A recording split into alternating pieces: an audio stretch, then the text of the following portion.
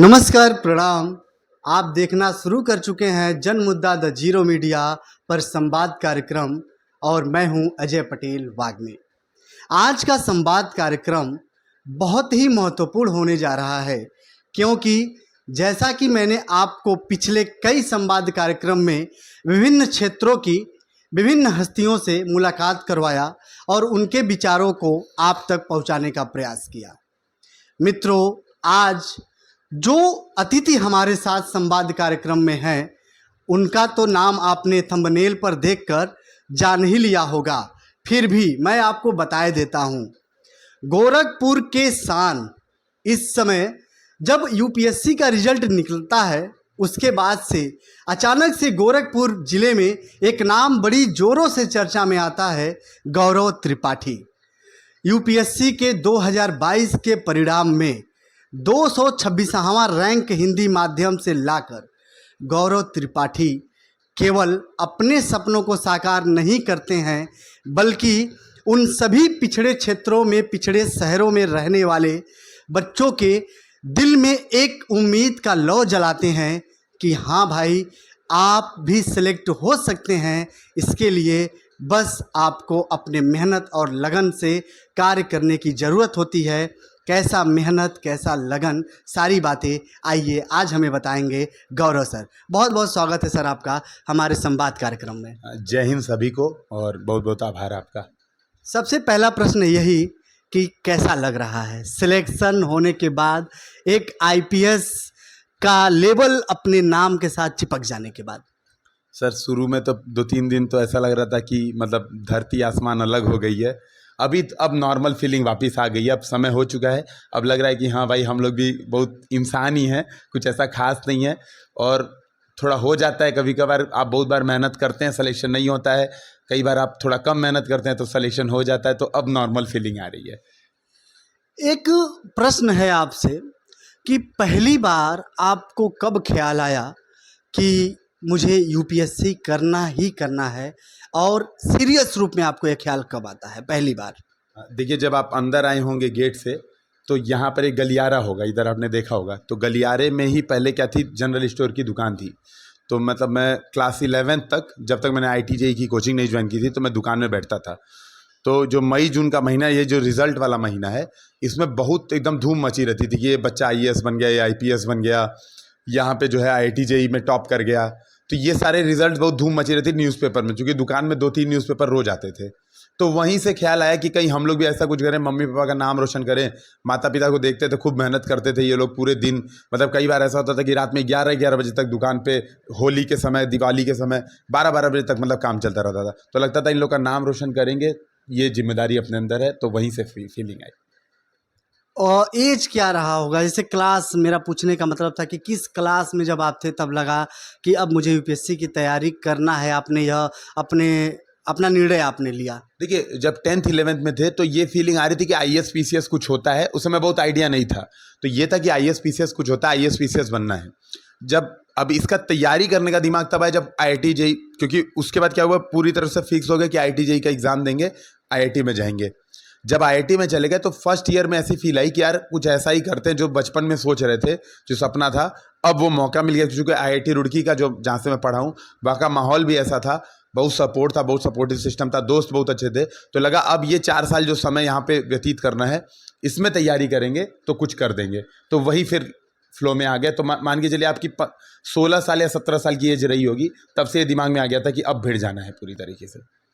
आपने IIT का जिक्र किया और मेरा अगला प्रश्न यही से कि आखिर ऐसा क्या कारण है, यूपीएससी की ऐसी कौन सी सिस्टम है जो गारंटी देती है कि यदि आप IITians हैं, यदि आप IIT से पढ़े हैं, तो आपका आपके सफल होने का चांस अधिक हो जाता है, बजाय इसके कि अगर आप किसी और स्ट्रीम से आते हैं। आखिर ऐसा कौन सा टेक्निकल कारण आपको समझ में आता है? देखिए, एक बात तो आपने जैसे सही बोली है कि परसेंटेज बढ़ जाता है, लेकिन इसका मतलब ये नहीं कि IITians फेल नहीं होते हैं। बहुत सारे मेरे IITian दोस्त हैं जो कि प्रीलिम्स में भी फेल हो जा रहे हैं, अभी CSAT भी नहीं निकल रहा है। तो नो डाउट कि कंपटीशन बहुत टफ है। एक जो मैं कारण देख पाता हूँ वो ये देख पाता हूँ कि जैसे देखिए, जैसे मैं IIT की तैयारी करता हूँ, तो अब थोड़ा सा एक बार बैकग्राउंड देखिएगा। मैं क्लास 10th 11th से भिड़ जाता हूँ तैयारी में। और 8 घंटे 9 घंटे पढ़ने की स्पीड मेरी 11th-12th क्लास से ही बन जाती है। फिर मैं आईआईटी में जाता हूँ, वहाँ पे मेरे पास जो आप कह सकते हो इंडिया का क्रीम है, उसके साथ मेरा कंपटीशन है। वो जो एकदम टॉप बच्चे हैं, अपनी फील्ड में टॉपर्स हैं, वो आते हैं वहाँ पे इंजीनियरिंग कर रहे हैं, और उनके बीच में आपको कंपटीशन करके वहाँ पे नंबर लाने हैं, वहाँ पे आपको उनको बीट करना है, तब जाके आप क्लास में टॉप कर पाएंगे या क्लास में आपके अच्छे नंबर आएंगे। तो आप उस 4-5 साल उस माहौल में रहते हैं। उसके बाद जब आप सिविल सर्विसेज में आते हैं तो आप प्रॉपर, चूंकि आपके अंदर एक बैकग्राउंड आपका बना रहता है कि भाई आप 8 घंटे क्लास 11-12 से ही पढ़ रहे थे, तो आपको यहाँ पे मुश्किल नहीं आती है पढ़ने में, और समझने में दिक्कतें नहीं आती है। जो टेक्निकल सब्जेक्ट्स हैं, खासतौर पे जैसे आप देखेंगे सीसेट हुआ, इसके अलावा कुछ चीज़ें आप देखेंगे जैसे इकोनॉमिक्स का सेक्शन हुआ, आप देखेंगे इन्वायरमेंट का सेक्शन हुआ, डिजास्टर मैनेजमेंट का सेक्शन हुआ, तो कुछ ऐसा पोर्शन भी है, ज्योग्राफी है, कुछ ऐसा पोर्शन भी है जो टेक्निकल बैकग्राउंड वालों को बहुत सपोर्ट कर देता है। यहाँ पे ध्यान रखिएगा, मैं एकदम ये बात नहीं कह रहा हूँ कि बीए वालों में दम नहीं है, ग्रेजुएशन सिंपल ग्रेजुएशन वालों में दम नहीं है। एक उनके साथ एक समस्या वही हो जाती है। आप देखिए सामान्यतः आप ग्रेजुएशन, नॉर्मल ग्रेजुएशन वाले बच्चे को ये नहीं देखेंगे वो 11-12 से ही 8-8 10-10 घंटे पढ़ रहा होगा, ये आप सामान्यतः देखने नहीं पाएंगे। 1-2 एक्सेप्शन होते हैं तो वो सेलेक्ट भी आराम से हो जाते हैं। तो मेरे हिसाब से ये बड़ा टेक्निकल रीजन है, क्योंकि जो लगातार कंपटीशन की फीलिंग होती है आईआईटीज़ में या एनआईटीज़ में या जो बड़े कॉलेजेस हैं, तो थोड़ा सा ये इम्पैक्ट डालता है। यानी आपका मेहनत, आपने अपने पाठ्यक्रम पे कितना समय बिताया है, यह महत्वपूर्ण हो जाता है। बिल्कुल। यूपीएससी का जो पाठ्यक्रम है, विशेष जोर देता है वह व्यक्ति के व्यक्तित्व निर्माण पे, कि कोई भी जब एक अधिकारी रैंक पे पहुंचे तो उसका व्यक्तित्व ऐसा होना चाहिए कि आम आदमी उससे मिलकर, या कोई प्रशासनिक अधिकारी भी जब उससे मिले तो उसे लगे कि यह एक अलग लेवल का व्यक्ति है। तो आप क्या पाते हैं कि यूपीएससी का जब आपने पूरा तैयारी किया, इस तैयारी से जब आप निकल के बाहर आया, सेलेक्ट भी हैं, आप इतना समय यूपीएससी पे बिताते भी हैं यूपीएससी को लेके, तो इन सब चीज़ों को लेके गौरव त्रिपाठी जो यूपीएससी की तैयारी के पहले थे, गौरव त्रिपाठी जो यूपीएससी की तैयारी के बाद हैं, अपने व्यक्तित्व में कितना बदलाव पाते हैं? देखिए, जब मैं कॉलेज में था, खासतौर पे आईआईटी में, तो मेरे दिमाग में ये था कि मुझे बहुत पैसे कमाने हैं, बहुत जम के। मतलब इतना पैसे, मेरा सपना था कि रेंज रोवर मुझे कार खरीदनी है, अभी भी है सपना, मतलब वो टूटा नहीं है। तो ये मेरे दिमाग में था कि मुझे बहुत पैसे कमाने हैं और रेंज रोवर और ये सब सारी सुख सुविधाएँ खरीदनी है। तैयारी के दौरान मैं बहुत सारे, जब हम लोग ने एक यूपीएससी हिंदी नाम का इंस्टीट्यूशंस भी चलाया, तो बहुत सारे बच्चों से बातचीत हुई, तो समझ में आया कि यार अभी हमारे सोसाइटी में बहुत ज़्यादा प्रॉब्लम्स हैं। और मैं ये बात गर्व से कह सकता हूँ, जो एक नॉर्मल एस्पिरेंट है और मेरे अंदर ये बात का अंतर है कि मैं संवेदनशीलता से बहुत सारे एस्पिरेंट से डायरेक्ट जुड़ा हुआ हूँ। मतलब हम लोग के चैनल पे लगभग 2 लाख सब्सक्राइबर हैं, 1,60,000 के आसपास सब्सक्राइबर हैं, जिनसे मैं डायरेक्ट संवाद करता हूँ, उनसे बातचीत करता हूँ।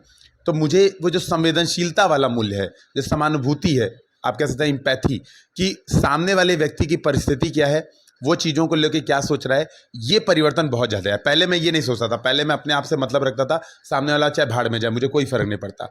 अभी मेरे अंदर ये फ़र्क, जब मैं तैयारी के अंदर आया, जब 2 बार खासतौर पे फेल भी हुआ यूपीएससी प्रिपरेशन में, तब मुझे बात समझ में आई कि यार ठीक है, तैयारी अपनी जगह है, लेकिन एक जो मानव मूल्य हैं, जो ह्यूमन वैल्यूज़ हैं, वो अपनी जगह, और ये मेरे अंदर इम्प्रूव हुई है।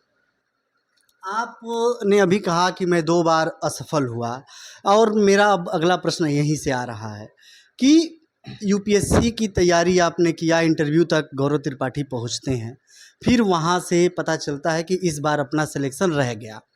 उस स्थिति में, उस समय किसी भी प्रतियोगी छात्र की मनोस्थिति क्या होती है जब वह इंटरव्यू तक पहुंच जाता है और उसे बस यही लगता है कि एक दरवाज़ा और खुला तो हम इस परिधि के उस पार हैं या तो इस पार है।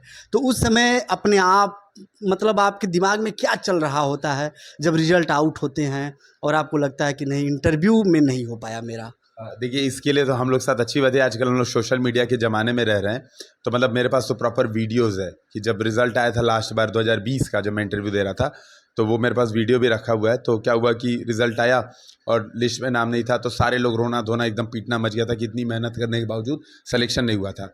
यहाँ पर मनोदशा वाकई में बहुत, उस समय एकदम निगेटिविटी चरम पे होती है। ऐसा लगता है कि यार बताओ क्या गलती थी कि यहाँ पे रह गए। दूसरी बात, एक जो रियल फीलिंग आती है ना, मतलब अभी भी मैं सोच रहा हूँ तो मुझे लग रहा है कि हाँ भाई, रियल फीलिंग आती है कि सांप सीढ़ी वाला गेम है। आप प्री दे रहे हैं, आप मेंस दिया, आपने इंटरव्यू दिया, इंटरव्यू में आप फेल हुए, आपको वापस प्री देना है। ऐसा नहीं है कि आपके लिए प्री और मेंस वापस से जीरो कर दिया गया, आपको फिर वापस जीरो से स्क्रैच से ही तैयारी करनी है। बहुत सारे मेरे दोस्त ऐसे, मतलब इस बार ही मेरे दोस्तों के साथ ऐसा हुआ कि पिछली बार इंटरव्यू दिए थे, इस बार प्री नहीं क्वालिफाइड हुए। तो अपने आप को दोबारा मोटिवेट करके कि यार चलो तैयारी करते हैं, ये बात समझाना बहुत ज़्यादा मुश्किल रहा था, बहुत ज़्यादा चुनौतीपूर्ण रहा था। मेरे साथ बहुत अच्छी बात ये रही थी कि मेरे जो फैमिली है, खास तौर पे जैसे मेरे जो बड़े भैया, मेरा जो छोटा भाई है, खास तौर पे ये लोग उस समय एकदम आप कह सकते हैं दीवार बन के, ना मैं किसी के लिए आंसरेबल था। इवन मैंने 2020 में अपनी पीसीएस की नौकरी छोड़ दी थी, तो उसके बाद भी इन लोग ने मतलब किसी से बातचीत नहीं करने दी, किसी से टेंशन में माहौल नहीं बनने दिया, और माहौल को एकदम पॉजिटिव बनाए रखा कि कर लोगे, कोई बात नहीं, मतलब आप वहाँ तक गए हो, बस थोड़ा धक्का और लगाना है और अपनी कमियों पे काम करना है। सबसे बड़ी बात है अपनी कमियों पे काम करना। तो मनोविज्ञान में कुछ समय बाद ये बात क्लियर हो चुकी थी कि कमियों पे काम करेंगे तो सेलेक्ट हो जाएंगे। तो वो चीज़ें फिर इंप्रूव करके हो गया, मतलब इस बार रिजल्ट आ गया। आपके इस जवाब से एक प्रश्न और आ रहा है कि व्यक्ति, जैसे कहा जाता है कि एक गिलास में पानी है, आप जैसे देखिए आपका नज़रिया, तो एक प्रतियोगी छात्र ऐसे भी देख सकता है कि कम से कम मैं इंटरव्यू तक तो आया, कुछ है मेरे अंदर और ऐसा है कि मैं अगली बार मेहनत करूं, जो जिससे आपने काम लिया, जहां पे आपने काम किया और अपनी गलतियों को सुधारते हुए और अगली बार। आपने किसी इंटरव्यू में, किसी वीडियो में एक बात जिक्र किया था जब हमारी टीम आपके ऊपर रिसर्च कर रही थी, तो कि इंटरव्यू में जब प्रश्न पूछे जाते हैं और जब रीज़न पूछा जाता है, जब इंटरव्यूअर जो मुख्य होता है आपसे कहता है कि यूपीएससी ही क्यों, रीज़न क्या है, तो आपने कहा था उस वीडियो में कि आपको वह रीज़न लेके आना है जो उसे एकदम किक कर जाए, उसके दिल को एकदम छू जाए। इस बार सर कौन सा रीज़न बताया आपने? देखिए, अच्छा हुआ, मेरे सबसे बढ़िया बात ये कि इस बार ये क्वेश्चन नहीं पूछा गया। असल में होता ये है कि हर बार ज़रूरी नहीं कि आपसे ये क्वेश्चन पूछेंगे। नो डाउट मेरे साथ फर्स्ट अटेम्प्ट, सेकंड अटेम्प्ट में दोनों बार ये क्वेश्चन पूछा गया था। और मैं वाकई में बता रहा हूँ कि चूँकि क्या हुआ था, जब मैंने बहुत सारे मॉक इंटरव्यूज़ दिए थे, तो मुझे इसका रीज़न एग्जैक्ट नहीं पता था, मैं रट के गया था। कई बार मैं बोल देता था कि जो है उन्नत भारत अभियान में गया, कॉलेज में गया, तो वहाँ पे मुझे लगा कि एक अधिकारी जो काम कर सकता है वो नॉर्मल व्यक्ति नहीं कर सकता, तो मैं उसमें रीजन रट के जाता था। इस बार मैं रट के नहीं गया था, इस बार मैंने वो प्रॉपर आपसे बताया कि मैं यही बात सोच के गया था कि अगर मेरे से पूछेंगे, मैं ये बताऊंगा सर मेरी एक छोटी सी दुकान थी, वहीं से मेरे दिमाग में फीलिंग आ गई थी कि मुझे बनना है, और सर इसका मुझे एग्जैक्ट रीजन अभी तक नहीं पता है कि क्यों बनना है। मैं इस बार ये सोच के गया था कि अगर पूछेंगे तो मैं बात बोल दूंगा। बच गया, मैं से पूछे नहीं तो थोड़ा कॉन्फिडेंस तो डाउन होता है, नो डाउट। नहीं, लेकिन इस वाले आंसर में आपके सच्चाई साफ झलक रही है और रटने में और सच्चाई में अंतर होता ही होता है।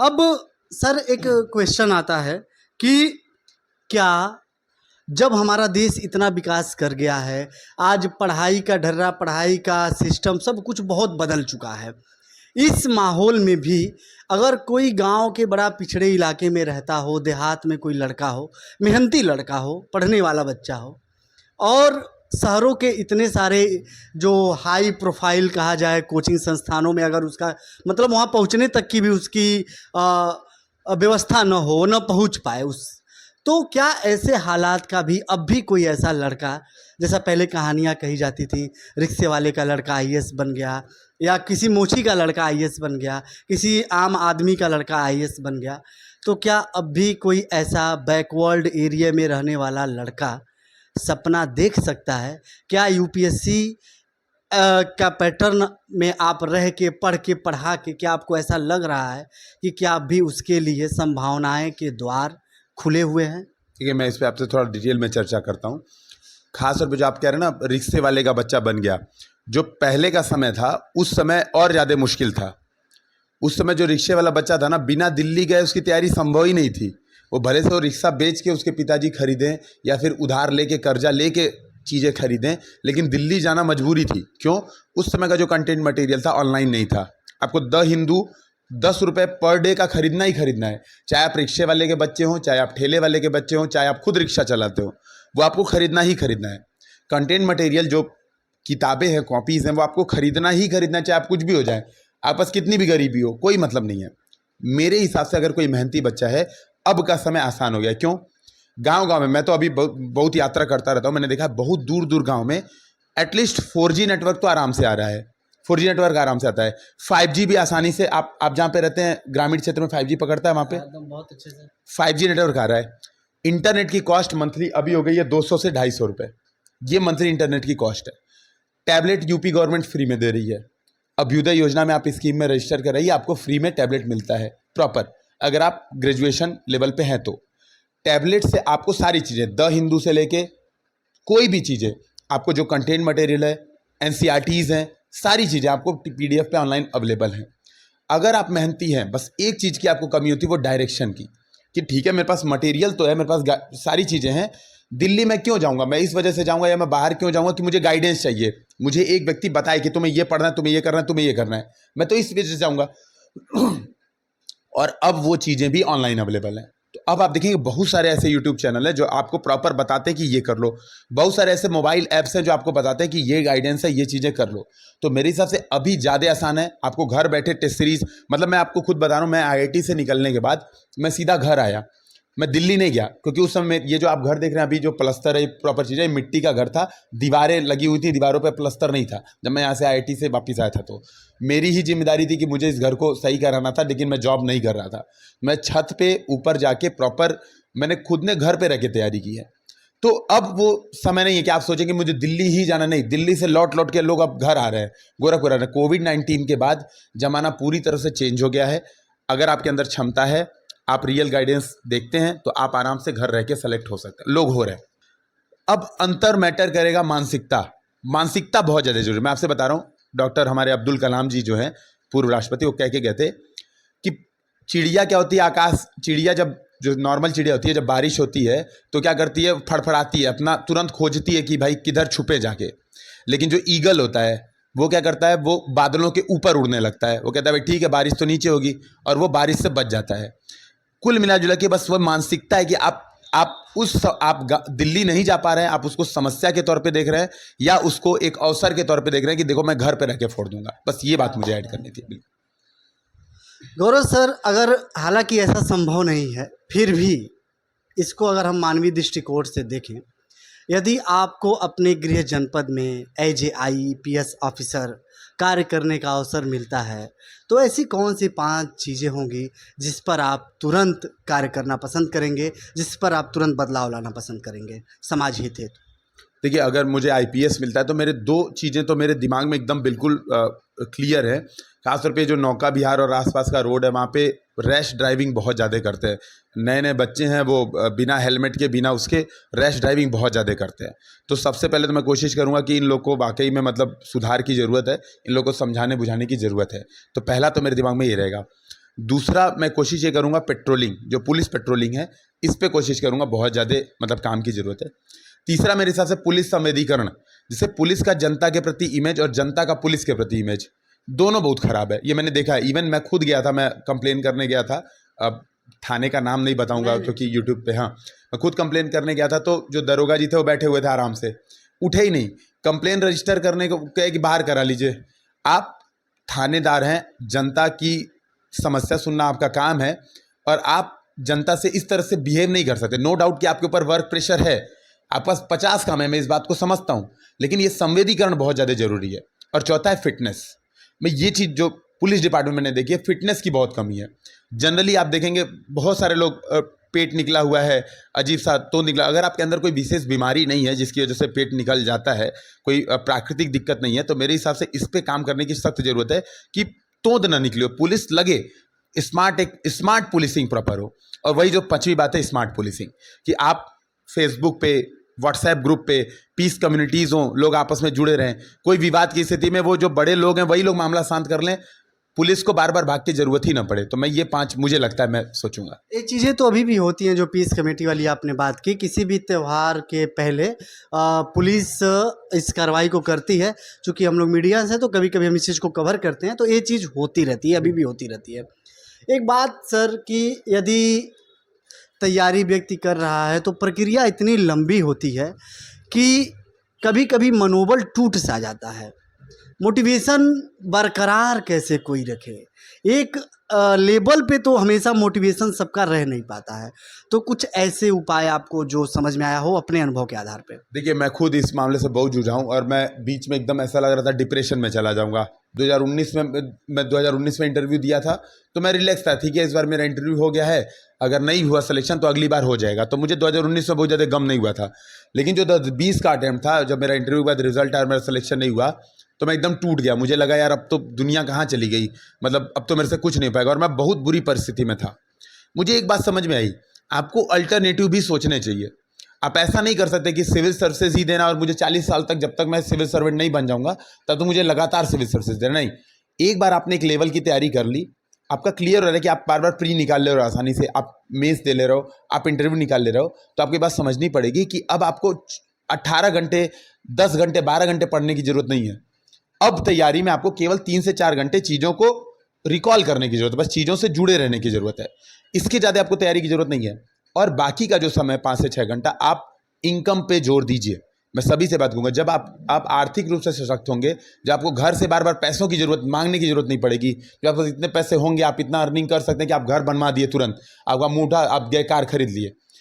इवन इतनी ज़्यादा इनकम ना हो, लेकिन एक लिमिटेड इनकम हो कि ठीक है आपको आवश्यकताएं पूर्ति हो सके, इसके लिए आपको किसी पे डिपेंडेंसी की जरूरत ना पड़े, तो मनोबल आपका बढ़ा रहेगा। आपको भी लगेगा ठीक है यार मैं कर रहा हूँ, मैं कुछ ना कुछ प्रोडक्टिव कर रहा हूँ, चीज़ों को, नई नई चीज़ों के बारे में आप जानकारी लेंगे। तो मेरे हिसाब से ये जो इकोनॉमिक फैक्टर है मनोबल बढ़ाने के लिए बहुत ज़्यादा जरूरी। अब इसी पे मेरा प्रश्न भी था, आप अपने आंसर से ही एक प्रश्न का क्लू देते चले जा रहे हैं कि आपका एक यूट्यूब चैनल है यूपीएससी हिंदी, जिस पर आप बहुत सारे प्रतियोगी छात्रों के सपनों में रंग भरने का कार्य कर रहे हैं। तो इनकमिंग का क्या जरिया यूपीएससी हिंदी भी कुछ रही। उसके बाद यूपीएससी हिंदी नामक यूट्यूब चैनल चलाने के साथ साथ अब ये बताइए, आप एक जिम्मेदार पोस्ट पे जाएंगे तो कैसे मैनेज कर पाएंगे इस चैनल को, उन सभी हजारों प्रतियोगी छात्रों के उम्मीदों को, और दूसरी बात यह कि इसका कितना योगदान रहा आपके इनकम को इंक्रीज करने में?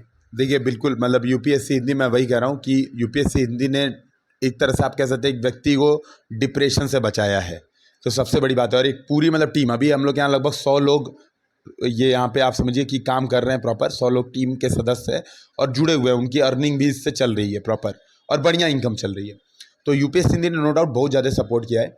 और मेरे दिमाग में जो आप कह रहे हैं क्वेश्चन कहीं ना कहीं है कि जब मैं ज्वाइनिंग कर लूँगा तो क्या होगा, मुझे एक बात ये समझ में आई है, मैंने बहुत सारे लोगों के एग्जाम्पल्स देखे, इसमें कोई दुविधा की बात नहीं है। देखिए अभी भी मैं, ऐसा नहीं है कि मैं पूरे दिन पढ़ाता हूँ, पूरे दिन में 2 से 1.5 घंटे की मेरी क्लास होती है, वो भी पूरे साल नहीं होती है। पूरे साल मेंटरशिप मैं करता हूँ।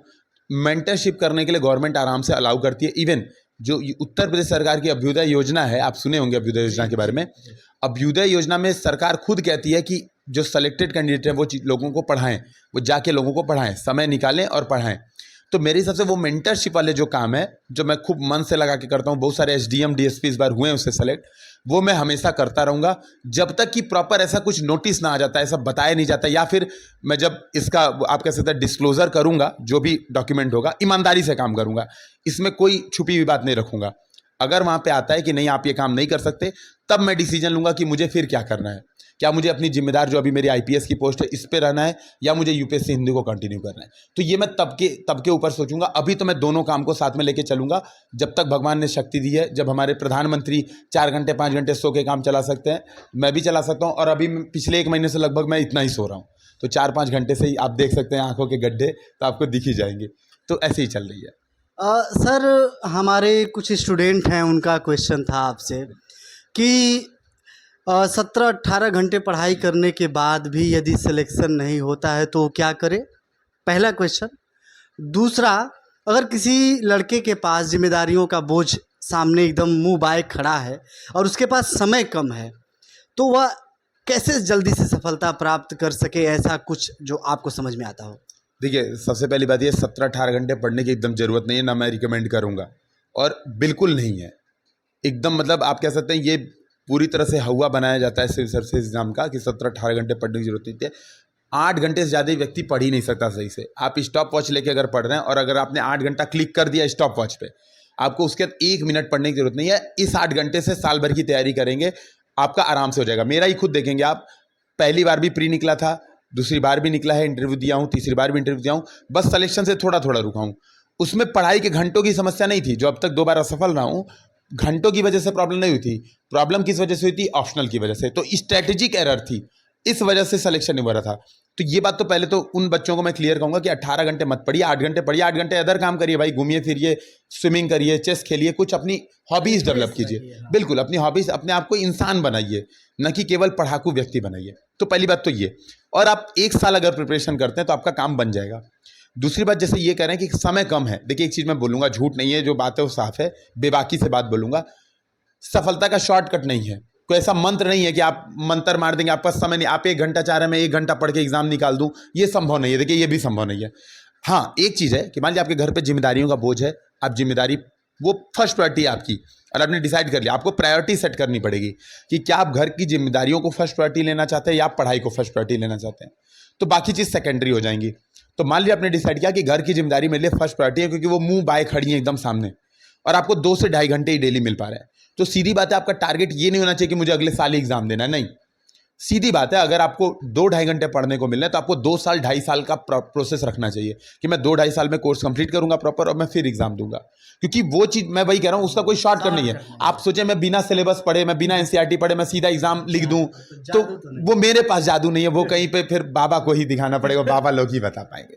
तो क्या आप बागेश्वर बाबा पे तो नहीं निशाना साध रहे हैं ना? नहीं नहीं, मैं बिल्कुल नहीं, माफी चाहूंगा, मैं धार्मिक टिप्पणी एकदम नहीं करता हूं। मैं कह रहा हूं बाबा लोग जो ज्ञान देते हैं उन बाबा लोग की बात कर, बिल्कुल नहीं। मैं सनातन धर्म में पूरी तरह से विश्वास रखता हूं, और मैं सारे जितने भी, चाहे हमारा बागेश्वर धाम हुआ, चाहे बालाजी धाम हुआ, मैं सबका बहुत ज़्यादा रिस्पेक्ट करता हूं। मैं खुद इस मामले में वो हूं, तो मैं एकदम नहीं, किसी पे वो नहीं है आलोचना। हमारे इंस्टीट्यूट में एक छोटी सी बच्ची पढ़ती है, उसका एक क्वेश्चन था कि सर से पूछिएगा, क्योंकि बार बार व्हाट्सएप स्टेटस पे ऐसे आते रहते हैं कि आईएएस में पूछा गया यह सवाल, तो बच्चे बड़ा परेशान हो जाते हैं कि क्या इस लेवल का पूछा जाएगा। तो उसका प्रश्न था, उस नाम भी मैं बता दे रहा हूँ, मोनिका मधु नाम है, कि सर पूछिएगा सर से कि आईएएस में प्रश्न कैसे पूछे जाते हैं, जो मॉक इंटरव्यू में होता है क्या वैसे ही कि कुछ अलग होते हैं, कुछ आप बताएं। देखिए मॉक इंटरव्यूज जो ठीक ठाक होते हैं, जो कोचिंग इंस्टीट्यूशन के होते हैं, वो ठीक लेवल पे होते हैं, ठीक है। कुछ देखिए क्या होता है आईएएस में, जनरली क्वेश्चंस आपकी जनरल अवेयरनेस पे होती है, आपकी बेसिकली आपकी पर्सनैलिटी का टेस्ट होता है, आपका नॉलेज का टेस्ट नहीं होता है। अब आपकी पर्सनैलिटी टेस्ट करने के लिए जो वहाँ पे बोर्ड मेंबर्स होते हैं वो अलग अलग तरीके के क्वेश्चन पूछते हैं। उन क्वेश्चंस में से कुछ क्वेश्चंस इनोवेटिव भी होते हैं, जो आप कई बार नहीं सोच सकते, कि जैसे एक फूल दे के बोल दिया कि बताओ इस फूल के 5 यूज बताओ। 1-2 क्वेश्चन ऐसे होते हैं, लेकिन हाँ पूरा इंटरव्यू इस पे नहीं होता है। पूरे इंटरव्यू में 1-2 क्वेश्चन ऐसे होते हैं जो आपके जनरल अवेयरनेस पे, जैसे इस साल मेरे से प्रश्न पूछा गया कि आपके पास 3 बच्चे हैं, एक फ्लूट है, आपके पास बांसुरी है, एक बच्चा है जिसको बांसुरी बजाने आती है, एक बच्चा जिसने बांसुरी बनाई है, और एक बच्चा जो बचपन से बहुत गरीब है, उसने कभी बांसुरी देखी नहीं है, वो भी चाहता है कि उसको बांसुरी का मौका मिले, बांसुरी देखने का मौका मिले। इन तीनों में से आप बांसुरी किसको देंगे? तो ये थोड़ा इनोवेटिव क्वेश्चन, वो आपकी पर्सनैलिटी चेक करने का, आपकी पर्सनैलिटी का ट्रेट बता रहा है। अगर आपने मान लीजिए जो बच्चे को बजाने आती है उसको दे रहे हैं, तो आप मेरिटोक्रेसी के समर्थक हैं, आप मेरिटोक्रेसी के समर्थक हैं। आप अगर दे रहे हैं बांसुरी एक गरीब बच्चे को, तो आप सीधी बात, आप सोशल जस्टिस पे काम करना चाह रहे हैं कि गरीबों को आगे बढ़ाया जाए। डिपेंड करता है कि आप क्या सोच रखते हैं, इन क्वेश्चंस के माध्यम से वो चीज़ें पूछी जाती हैं। तो बहुत नॉर्मल इंटरव्यू होता है, आपकी पर्सनैलिटी का टेस्ट होता है, बहुत जनरल क्वेश्चन जो आपके डेफ में होते हैं, आपकी जो बायोडेटा होता है उससे क्वेश्चन पूछे जाते हैं। तो अफवाह होती है जो यूट्यूब पे बोला जाता है, शर्ट के कितने बटन है, सीढ़ियाँ कितनी है, ये सब एकदम सीढ़ी होती ही नहीं है, नॉर्मल एकदम फ्लैट सरफेस होता है, पतली सी 2-3 सीढ़ी होती है, फिर आगे जाएंगे तो 2-3 सीढ़ी नीचे उतर जाते हैं, तो सरफेस एकदम बराबर होता है। तो ये सब क्वेश्चन बिल्कुल फालतू के, यूट्यूबर्स को इनकम बढ़ाने का तरीका है, कुछ नहीं पूछा जाता है ऐसा। गौरव सर, आपने इतना महत्वपूर्ण समय निकाल के हमारे टीम से बात किया। जाते जाते बस एक क्वेश्चन आपसे, कि जब बच्चा पढ़ता है तो उसका एक लक्ष्य होता है कि मुझे यह बनना है। अब आप आईपीएस गौरव त्रिपाठी हैं, आईपीएस गौरव त्रिपाठी के जीवन का मुख्य उद्देश्य क्या है? देखिए जीवन का मुख्य उद्देश्य, मैं इस बात में इसमें भी झूठ नहीं बोलूँगा, समय के हिसाब से बहुत चेंज हुआ है। जैसा कि मैंने पहले बताया, पहले मेरा उद्देश्य ये था कि मुझे बहुत पैसे कमाने हैं, खूब जम के पैसे कमाने हैं।